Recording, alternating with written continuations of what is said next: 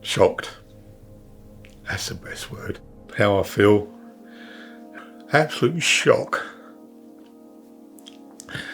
Following all the rules and then not achieving, the escape, if you like, from COVID. On the Friday before all these problems happened, before I left the site, I took myself a COVID fluid test, which was a negative. Went and said goodbye to everybody else. Said to I'll see you after the weekend. So I drove home from Epsom, which is where the site is at the moment, back down in Somerset. Make sure that my wife, Gillian, was okay because she just had a bit of a cold.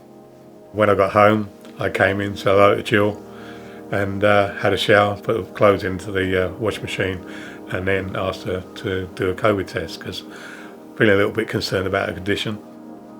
Did a test on her. The flow test said she was negative. So it was okay, no problem. Sunday, Jill wasn't feeling too good at all, and the doctor arrived around our house, came in, took one look at Jill, said, right, you're not too good. I'll come back in the morning to check you again, which he did. He checked Gillian again and then just phoned the ambulance up and asked for an ambulance to take her over to Taunton. On Tuesday, he came and checked me again and then straight away said, right, you're in hospital now as well.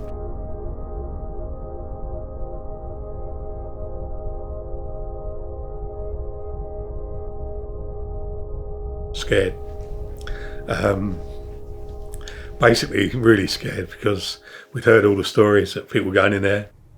Finally that night I'd found out that Jill was in a main ward, a ward by herself, and asked her how she was and she just could hardly talk.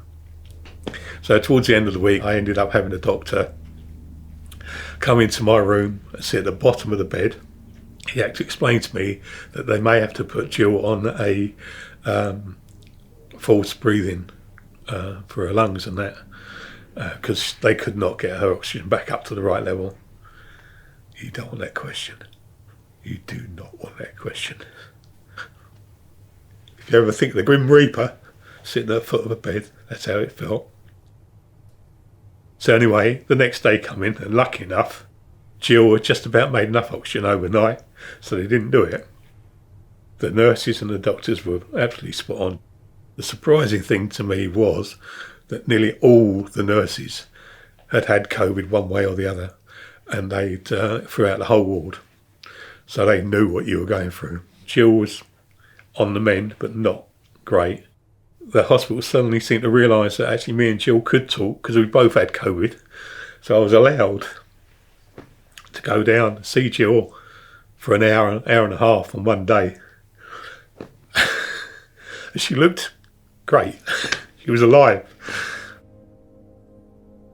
When I came round on like the Wednesday evening, I had a phone call from my eldest daughter to find out what was going on, and she was out in Brunei, which is a long way away. And she was obviously upset and said she was coming home. She had to do a 2-week confined to the house. Lucky enough it's a house, and my friends rallied around and helped her when she was here. And after about 14 days, a little bit of light at the end of the tunnel, I was being told that possibly I might be able to go home by that weekend. So we came home, and I basically thought, not a problem. And I told actually work that I'll be back in a week. Finally went to see my doctor, and she said, no, you're not going back for another 3 weeks. Your mind's active, your body's tired, and to get over it all, I always wanted to build a bench for my workshop. So, and I've got loads of stuff to do at home, but I need to do something totally different for me. So I built a bench, which really got me over the hump. We did absolutely everything, and the shock of seeing your wife and your children affected in different ways with this COVID.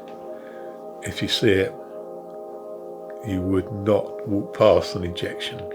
What you start thinking is, you could have destroyed your family. I feel that people are in denial.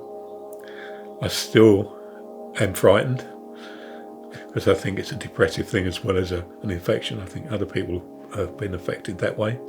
So we need to get around, but you still need to take care. If there's one person out there that's saved by that injection, it is worth doing. You need to do it. That, once you get that injection, after all that experience, does give you relief. So it was a close shave.